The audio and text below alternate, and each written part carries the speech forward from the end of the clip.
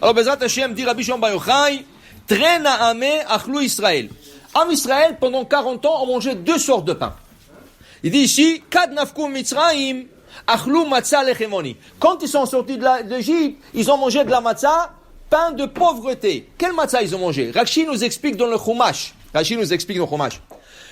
Quand ils ont fait le soir, le seder de Pesach avec l'agneau de Pesach et tout ça, il leur restait quelques bouts de galettes.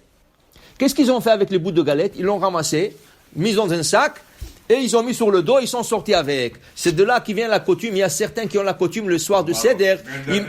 Et c'est ça, ils mettent comme un petit truc sur le dos de matzah, et ils disent où vous allez, on va en Israël avec tout ça. Okay? Maintenant, ça c'était vrai, la sortie d'Égypte.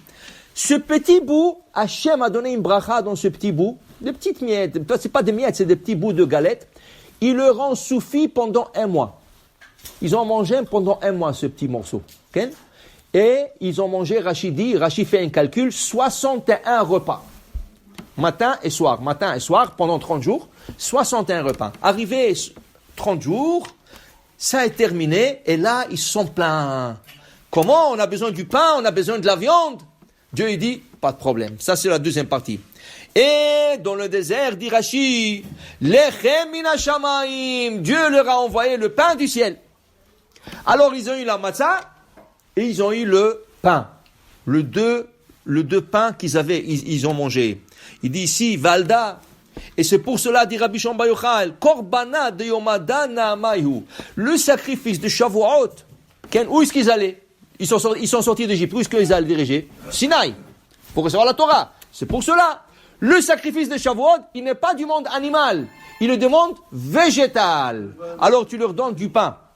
Parce que c'est ça la grande chose qu'Hachem leur a donné dans le désert, le pain. Et quel pain? La manne. La manne, c'est le pain des anges. Okay? Il y a le 3e ciel. On a expliqué une fois, il y a 7 cieux. Dans le 3e ciel, qui s'appelle Shehakim, les anges, ils font moudre la manne pour les anges. Les anges, ils mangent la manne. Parce que c'est 100% mangé, il n'y a pas de déchets dedans. C'est 100%. C'est pour ça, à un certain point, ils commençaient à se plaindre.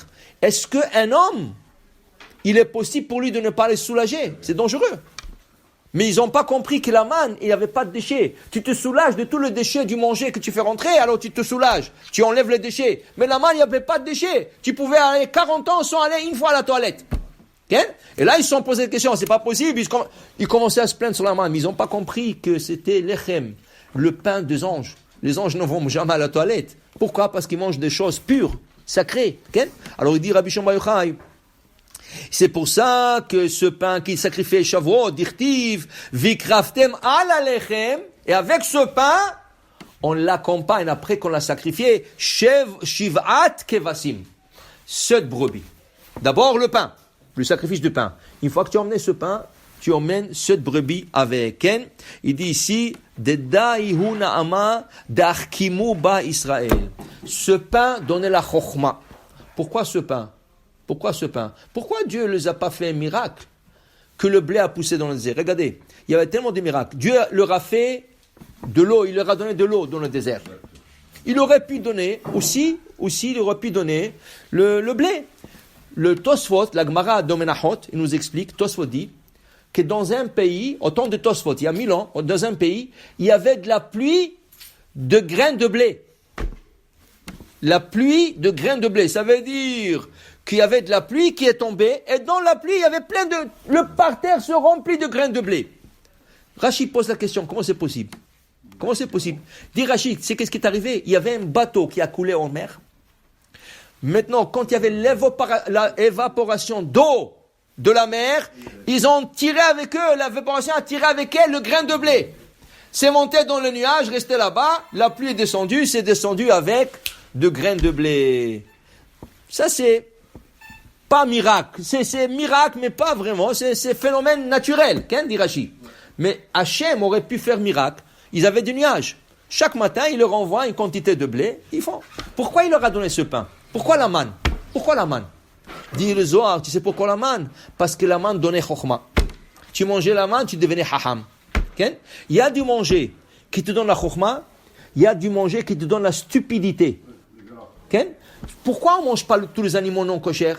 ça donne la cruauté, la stupidité, tout ce que tu veux. Venitmetem bam. La Gemara dit, altikra venitmetem, vous allez vous impurifier. Venitam tam tem, vous allez devenir stupide en mangeant du non-kosher. Le non-kosher donne la stupidité. Pourquoi les Israéliens, les Juifs, ils sont haram?